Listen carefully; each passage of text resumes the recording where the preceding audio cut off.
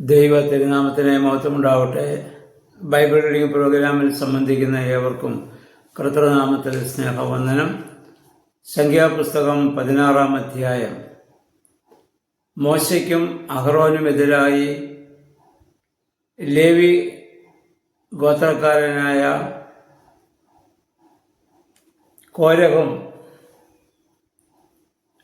രൂബേൻ ഗോത്രത്തിൽ നിന്ന് ദാദാൻ, അബീദാം, ഓൻ എന്നിങ്ങനെ 4 പേര് മത്സരിക്കുന്നതായ കാര്യമാണ് നമ്മളിവിടെ കാണുന്നത്. ലേവി ഗോത്രം പുരോഹിത ഗോത്രം തന്നെയാണ്. ദേവാലയവുമായി ബന്ധപ്പെട്ട കാര്യങ്ങളൊക്കെയാണ് അവർ ചെയ്യുന്നത്. പക്ഷേ പുരോഹിതനടുത്തതായ കാര്യങ്ങൾ ചെയ്യുവാനോ യാഗം അർപ്പിക്കുവാനോ ധൂപം അർപ്പിക്കാനോ അവർക്ക് അവകാശമില്ല. എന്നാൽ ഇവരെ ഈ 4 പേര് വന്ന് മോശയോട് ചോദിക്കുന്നു,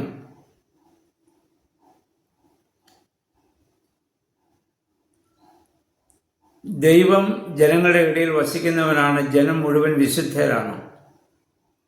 അപ്പം നീ മാത്രം, അല്ലെ നീയും അഹ്റോനും കൂടി മാത്രം അതിന് നേതാക്കന്മാരാകുന്നത് എന്തിനാണ്? നിങ്ങൾ ചെയ്യുന്നതുപോലെയുള്ള ശുശ്രൂഷ ഞങ്ങൾക്കും ചെയ്യാം. കാരണം ഞങ്ങളും ദൈവത്തിൻ്റെ ജനമാണ്, ദൈവം ജനത്തിൻ്റെ ഇടയിൽ വസിക്കുന്നവനാണ്. നിങ്ങൾ മാത്രം നേതാക്കന്മാരാകുന്നത് എന്തിനെന്ന് പറഞ്ഞ് അതിനെതിരായി അവിടെ പിറുപിറുക്കുകയാണ്. അപ്പം മോശ തീർച്ചയായിട്ടും പറഞ്ഞിട്ടുണ്ടാവും, ഇത് പുരോഹിത ശുശ്രൂഷയാണ്, നിങ്ങളത് കൈകടത്തരുതെന്നൊക്കെ പറഞ്ഞിട്ടും ഇത് കേൾക്കുന്നില്ല. മോശയുടെ സഹോദരി മിരിയാമിന് മോശയോടുള്ള എതിർപ്പ് മുഖാന്തരം കുഷ്ഠരോഗം വന്ന കാര്യങ്ങളൊക്കെ ഇവർക്കറിയാവുന്നതാണ്. അതിൽ നിന്ന് അവർ പാഠം പഠിക്കേണ്ടതായിരുന്നു. ബുദ്ധിമാന്മാരായ ആളുകൾ അനുഭവത്തിൽ നിന്ന് പാഠങ്ങളെ പഠിക്കും, അല്ലാത്തവർ വീണ്ടും ആ തെറ്റ് ആവർത്തിച്ചുകൊണ്ടിരിക്കും. പക്ഷെ ഇവരതൊന്നും കൊണ്ടൊന്നും പാഠം പഠിക്കാതെ വീണ്ടും അവർ മോശയ്ക്കും അഹ്റോനും എതിരായിട്ട് ഇവിടെ സംസാരിക്കുകയാണ്. അതിൻ്റെ പരിണതഫലമായി അവരിനി നശിച്ചു പോകുന്ന കാര്യങ്ങൾ നമ്മൾ കാണും.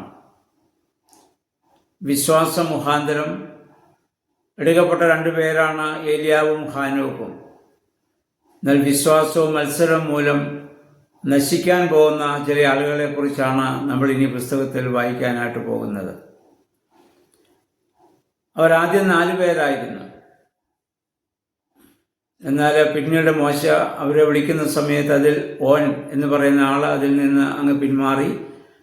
ബാക്കി 3 പേരാണിപ്പോൾ ഇവിടെ ഉള്ളത്, ദാദാവും അബീരാമും കോരഹും. അതിൽ ദാദാവിനെയും അബീദാവിനെയും വേറെ വിളിച്ച് അവരോട് സംസാരിക്കാൻ മോശ അവിടെ ശ്രമിക്കുന്നുണ്ട്. പക്ഷെ അവരുടെ ഹൃദയം അവിടെ കഠിനമാക്കുകയാണ് ചെയ്തത്. അപ്പോൾ മോശ പറഞ്ഞു, എല്ലാവരും ധൂപകലശവുമായി ദേവാലയത്തിൽ വരിക, ദൈവം എന്താ നിങ്ങൾ പ്രവർത്തിക്കുന്നതെന്ന് നിങ്ങൾക്കപ്പോൾ മനസ്സിലാവും. അവരങ്ങനെ വന്നു. മോശ മറ്റ് ജനത്തോട് പറഞ്ഞു, നിങ്ങൾ ഇവരെ വിട്ട് മാറണം, ഇല്ലെങ്കിൽ നിങ്ങൾ നശിച്ചു പോകുമെന്ന് പറഞ്ഞു. പക്ഷേ കുറച്ച് ആളുകൾ ഒഴികെ ബാക്കി എല്ലാവരും അവിടെ നിന്ന് മാറി. അവസാനം നമ്മൾ വായിക്കുന്നു, ഭൂമി പിളർന്ന് ഇവരെ മുഴുവൻ അവിടെ വിഴുങ്ങിക്കളയുകയാണ്. അപ്പോൾ അതിൽ നിന്ന് കോരഹിൻ്റെ പുത്രന്മാർ രക്ഷപ്പെട്ടതായി 26-ാം അധ്യായം 11-ാം വാക്യം വരുമ്പോൾ നമ്മൾ കാണും. ഇത് കോരഹ് ഇവിടെ നശിച്ചു പോയെങ്കിലും കോരഹിൻ്റെ പുത്രന്മാർ അവിടെ രക്ഷപ്പെട്ടു. കാരണം അവർ ഇതിൻ്റെ കൂടെ കൂടിക്കാണില്ല. അതുകൊണ്ടാണ് കോരഹ് പുത്രന്മാർക്ക് പിന്നീട് സങ്കീർത്തനം എഴുതാൻ സാധിച്ചത്. സങ്കീർത്തനം 42 മുതൽ 49 വരെയുള്ള സങ്കീർത്തനങ്ങളും 80-ാം സങ്കീർത്തനവും ഒക്കെ കോരഹ് പുത്രന്മാർ എഴുതിയതായി ബൈബിളിൽ നമ്മൾ വായിക്കുന്നുണ്ട്. അതിൽ 46-ാം സങ്കീർത്തനം 2-3 വാക്യങ്ങളിൽ പറയുന്നതാണല്ലോ, ഭൂമി മാറിപ്പോകുന്നതിനെക്കുറിച്ചും പർവ്വതങ്ങൾ ഇടിഞ്ഞു താഴുന്നതിനെക്കുറിച്ചൊക്കെ അവരോട് പരാമർശിക്കുന്നുണ്ട്. അവരുടെ പിതാവിൽ നിന്നുണ്ടായ അനുഭവത്തിൽ നിന്നാവാം അവർക്കിത് അങ്ങനെ ഒരു സങ്കീർത്തനം പിൽക്കാലത്ത് പാടാൻ സാധിച്ചത്. ഒരേ അപ്പൻ്റെ മക്കളാണെങ്കിലും അപ്പൻ ആ നാശത്തിലേക്ക് പോയപ്പോൾ മക്കൾ അതിൽ നിന്ന് രക്ഷ പ്രാപിക്കുന്ന അനുഭവം നമ്മളിവിടെ കാണുന്നുണ്ട്. 84-ാം സങ്കീർത്തനം 10-ാം വാക്യത്തിൽ പറയുന്നു, ദുഷ്ടന്മാരുടെ കൂടാരത്തിൽ വസിക്കുന്നതിനേക്കാൾ യഹോവയുടെ ആലയത്തിൽ വാതിൽ കാവൽക്കാരനായിരിക്കുന്നതാണ് എനിക്ക് ഏറെ ഇഷ്ടം. തീർച്ചയായും അവരുടെ അനുഭവത്തിൽ നിന്നായിരിക്കാം അവർ സങ്കീർത്തനം എഴുതിയത്. സങ്കീർത്തനങ്ങളൊക്കെ മനുഷ്യൻ്റെ ജീവിതത്തിലുണ്ടായ ദൈവാനുഭവങ്ങളാണല്ലോ. ഇവിടെ ആ മത്സരിച്ചതായ ജനം മുഴുവൻ അവിടെ നശിച്ചു പോകുന്നു. വിശ്വാസത്തോടെ മാറി നിൽക്കുന്നവരൊക്കെ അവിടെ രക്ഷ പ്രാപിക്കുകയാണ്. അതിനുശേഷം 36 മുതലുള്ള വാക്യങ്ങൾ നമ്മൾ വായിക്കുന്നു. കോരഹും അവരുടെ കൂടെ ഉണ്ടായിരുന്ന ആളുകൾ ഉപയോഗിച്ചതായ ധൂപകലശം അഹ്റോന്റെ പുത്രനായ ഏലിയാസാർ വന്ന് യഹോവയുടെ കൽപ്പന പ്രകാരം അതെടുത്ത് അത് അടിച്ചു പരത്തി അത് ബലിപീഠത്തിന് ഒരു ആവരണമായിട്ട് മാറ്റുകയാണ്. കാരണം ആ ധൂപകലശം വിശുദ്ധമാണ്.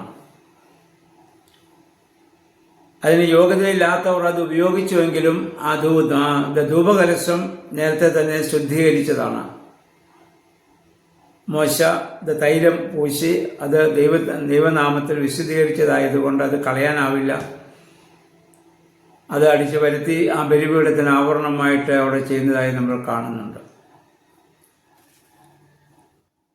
പ്രിയമുള്ളവരെ, അതുകൊണ്ട് നമ്മൾ ഈ വേദഭാഗത്ത് മനസ്സിലാവേണ്ടത് ദൈവസന്നിധിയിലുള്ള വിശ്വാസവും മത്സരവും നമ്മളെ നാശത്തിലേക്ക് കൊണ്ടുപോകും. ദൈവസന്നിധിയിലുള്ള നമ്മുടെ വിശ്വാസവും നമ്മുടെ സമർപ്പണവുമാണ് നമുക്ക് അനുഗ്രഹമായിട്ട് തീരുന്നത്. അതുകൊണ്ട് ദൈവത്തിനെതിരായി നമ്മൾ സംസാരിക്കാതിരിക്കുക. ദൈവനാമത്തിൽ പ്രവർത്തിക്കുന്ന നേതാക്കന്മാരുടെ ഭാഗത്ത് വീഴ്ചകളുണ്ടാവാം. അവരെ നമുക്ക് ചോദിക്കുന്നതിന് ഒരു തെറ്റുണ്ടെന്ന് തോന്നുന്നില്ല. എന്നാൽ അവർ മുഖാന്തരം അവരുടെ പേര് പറഞ്ഞ ദൈവത്തെ നമ്മൾ ഒരിക്കലും ദുഷിക്കാൻ പാടില്ല. അപ്പം അതുകൊണ്ടാണ് കൽപ്പനകളിലും ദൈവം പറഞ്ഞല്ലോ, ദൈവനാമം വൃഥാ എടുക്കരുതെന്ന്.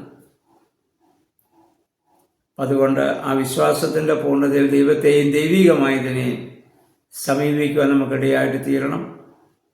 ദൈവവചനത്തിൽ പൂർണ്ണമായി നമ്മൾ വിശ്വസിക്കണം. അതനുസരിച്ച് ജീവിതത്തെ നമുക്ക് ക്രമപ്പെടുത്തണം. അതിന് ദൈവമേ, പരിശുദ്ധാത്മാവെ ശക്തീകരിക്കണമേ നമുക്ക് പ്രാർത്ഥിക്കാം. ദൈവത്തിന് നമ്മെ സഹായിക്കുമാറാകട്ടെ.